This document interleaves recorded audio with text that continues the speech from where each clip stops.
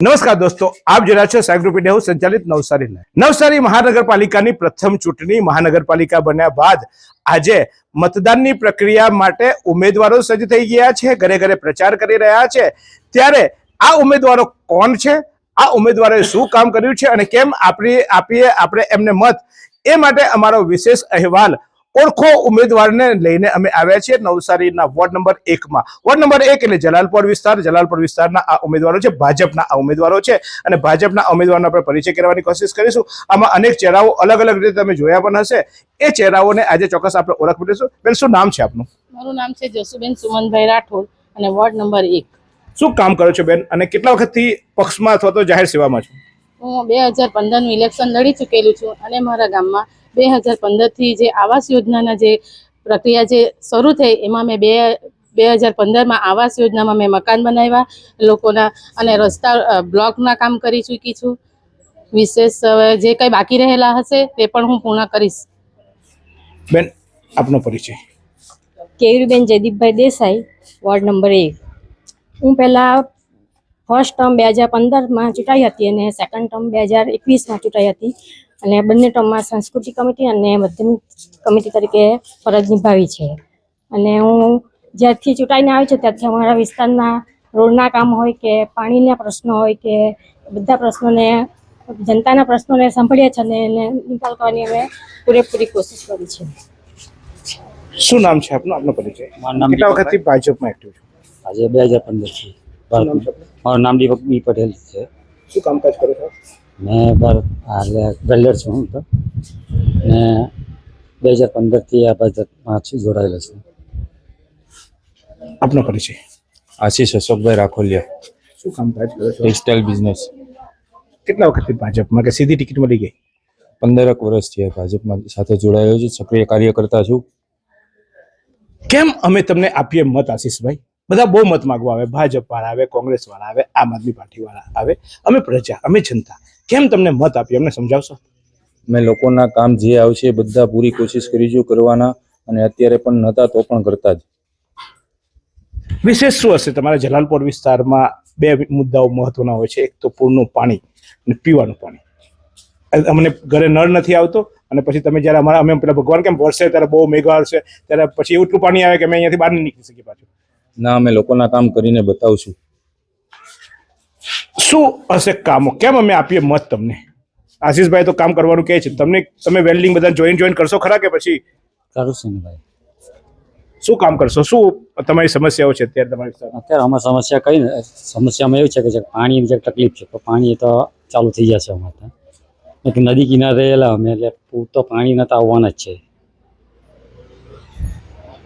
બેન, બબ્બે ટર્મ આપણે કામ કર્યું, તમે ઓછા અને જયદીપભાઈ વધારે દેખાય.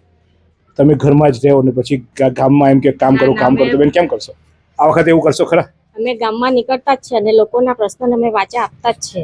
કોઈ બી પ્રશ્ન લઈને આવે, અડધી રાતે બી ફોન કરે, અમારા ફોન નંબર બધા પાસે જ છે. અમને તે સમયે નિકાલ કરતા જ હોય છે. ફોન કરતા રસોઈ કરતી રવા દે એમ નહીં કહેતા ને? ના કરે.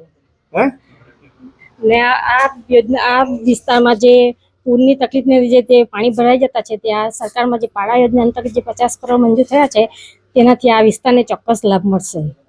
અને 10 MLDનો પ્લાન્ટ પણ કાર્યરત છે, એટલે આ વિસ્તારમાં ચોક્કસ પાણી બધાને સમયસર મળી રહેશે.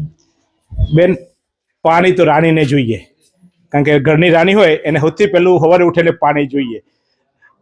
તમે કેટલા પાયદાર નેતા બનશો કે અમારી જનતાને પાણી આપશો? કંઈ નહીં, લોકોને જે બી સુખા, અમે જે ઇલેક્શન જીતીને આવશું લોકોને જે બી કંઈ હશે એ અમે લોકોના સુખા કાર્ય માટે જે બી હશે તમે નિકાલ એમનો કરી શકીશું. બેન, એક મહિલાઓની સૌથી મોટી સમસ્યા, તમારા ઘરવાળા શું કરે છે? નથી. તો બેન, તમે બિંદાસી બાળકોના ઘર છોડીને પછી બહાર નીકળશો કે પછી છૂટાઈને? નીકળતા જ છું અને કામ કરતી જ છું મેં લોકોના. અને અમારા વિસ્તારમાં કોઈ સમસ્યા બી નથી અને કોઈ અમને કઈ તમારા રામ રાજ્ય છે? ના, અમને કોઈ પ્રશ્ન કર્યા જ નથી. અમે કામ કરતા જ છે એટલે અમને કોઈ કઈ બી રીતે અમને ટોર્ચર નથી કરતા. બેન, જયદીપભાઈ તો કઈ રેલવેના પાટા સંભાળે ને પછી રેલવેની ફાટક બંધ થઈ જાય ને એવું બધું આવે, તમે ફાટક ખોલશો ખરા? ઘરની ફાટક બી ખુલ્લી જોઈએ અમને અને ગામની ફાટક બી ખુલ્લી જોઈએ.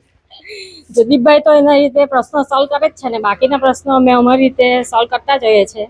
અને આ વિસ્તારમાં જે ખેતીવાડીના પ્રશ્નો બી હોય છે તો ખેતીવાડીના મહત્તમ રસ્તા અમે પાર થઈ ચૂક્યા છે અને બીજા જે મંજૂરી છે તેને કાર્યરત કરીશું અને આગળ વેગ આપીશું.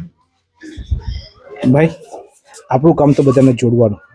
એક બાજુ કટરથી કાપીએ ને પછી વેલ્ડિંગના ટાંકા મારીએ. આ ગામમાં જલાલપોર અલગ ને નવસારી અલગ ને કઈ આ બાજુ છે અયોધ્યા આવવાનું ને આ બધાને કેવી રીતે વેલ્ડિંગ મારશો? બધા ફ્રેન્ડ સર્કલ વાળા છે એટલે કઈ વાંધો નહીં આવશે એમને. બધાને બધા જશો કે કામ બધે જશો. ભાઈ કામ ધંધે જશો મેં કમાવાની તો કામ એમ કરીને પછી પાછા ધંધે જશો અમારા પછી બધા વેલ્ડિંગ માં આવું તમને બધું થશે મળશે બધાને? બધા મળશે. ભાઈ તમે ટેક્સટાઇલની હાથે કે હોટલો ખોલીને કે મોટલો ખોલીને કે મોટી મોટી ગાડીઓમાં ફરો ને આ ને તે તો પછી મારા નાના બિચારા સાયકલ વાળો જતો હશે તેને પછી જોખશો કે ભાઈ તમારી ગાડી સીધી રોડે જશે ને સાયકલ વાળા ભાઈ ટક્કરો મારશે એવું નહીં થાય ને પછી ભાઈ? બધાને જોવાનું જ છે, બધાને કામ કરીને બતાવું છું.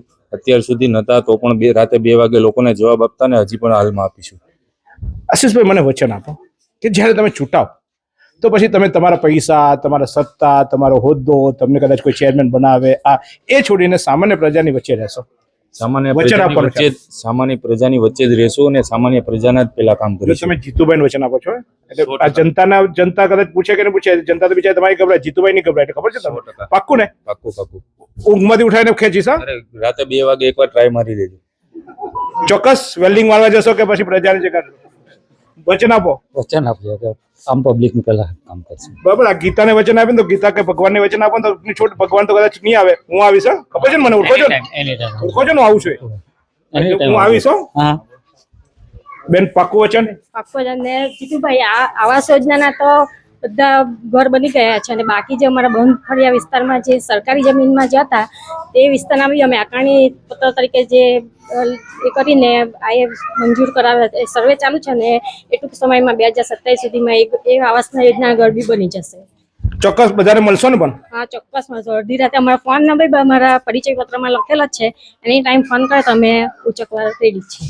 બેન મળશો ને પછી? ચોક્કસ મળશું. અમારો પરિચય પત્ર મને વચન આપો. વચન આપો. વચન છે તમારું. આ વચન છે અમારું. હજુ બી ચોખ્ખું અમારા તો છે. પરિચય આવે તો તમે પત્રમાં મને આપો છો પ્રજાવતી હું તમે પાસે વચન ના લેવા ના અમારા પરિચય પત્રમાં બી અમારો મોબાઈલ નંબર મૂકેલ જ છે. અમને કોઈ પણ પ્રજા માટે કામ કરવા કહેશે તો અમે એ લોકોના કામ કરવા માટે અમે તૈયાર છીએ. તો આ હતા વોર્ડ નંબર 1 ના ભાજપના ઉમેદવારો. આજે તો નીકળ્યા છે ઘરે ઘરે મત માંગવા.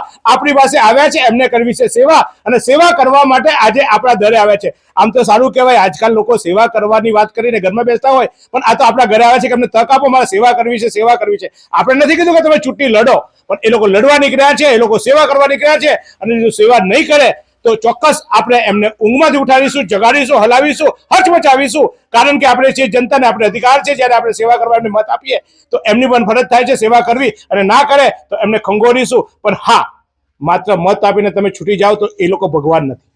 તમારી સમસ્યાઓ તમારે એમના સુધી જણાવવી પડશે.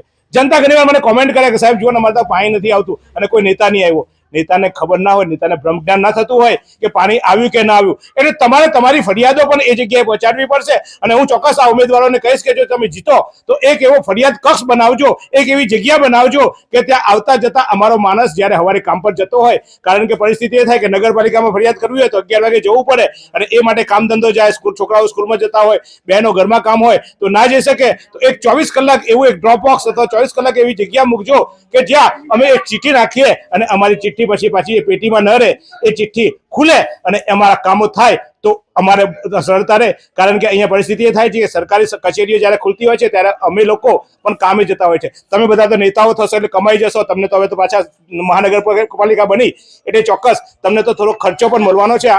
એ તમને એક આવક પણ ઊભી થવાની છે. પણ અમારે તો રોજનું કમાઈને રોજ ખાવાનું હોય. અમે રજા પાડીએ તો અમારા ઘરના પૈસા જતા રહે, અમારા ઘરમાં અમારા છોકરાઓ ચોક્કસ તકલીફ થાય. તો ચોક્કસ એવું પ્રોમિસ આપો કે તમે એક એવી જગ્યા ઊભી રાખશો કે જ્યાં અમે આવતા જતા એક અરજી નાખી શકીએ અથવા તો એક વાત કરી જઈએ અને ત્યાં એ વાતને તમે સાંભળશો, પછી ખાલી રાખવા પૂરતી ના થાય. એવું એક વચન આપશો અમને?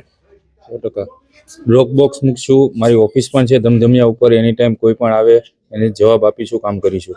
તો ભાઈ આવતા જતા ચિઠ્ઠી નાખતા જજો અને આ નેતાઓને જગાડતા જજો એવા વચન સાથે જોઈએ આ વોર્ડ નંબર 1 ના ઉમેદવાર. હવે અન્ય વોર્ડોને પણ ચોક્કસ પરિચય કરાવીશું. આ હતો માત્ર પરિચય, પણ પરિચયમાં પણ આપણે લીધા છે એમની પાસે વચનો, અને વચનો ના નિભાવે જો તમે ના કહી શકો તો મને કહેજો. હું ચોક્કસ એમની સાથે જઈશ, ચોક્કસ એમને જગાડીશ, ચોક્કસ એમની પાસે જવાબો માંગીશ. કારણ કે આપણે છીએ જનતા અને આપણો અધિકાર છે જવાબ માંગવાનો. તો જનતા માગે જવાબમાં વધુ એક નેતા સાથે કરીશું વાર્તાલાપ.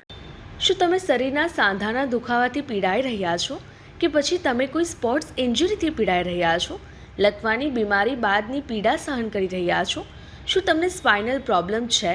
તો આ તમામ દુખાવાને હવે બાય બાય કરી દો, કારણ કે માસ્ટર ડિગ્રી ધરાવતા ખૂબ જ અનુભવી ફિઝિયોથેરાપિસ્ટ ડૉક્ટર અમિત પટેલ પાસે તમે આ તમામ સમસ્યાઓનું સચોટ નિદાન કરાવી ફરીથી નોર્મલ જિંદગી જીવી શકો છો. તો સરનામું નોંધી લો. Comprehensive care center, DD street, library પાસે, અનુરાગ સારીઝની લાઇનમાં, નવસારી.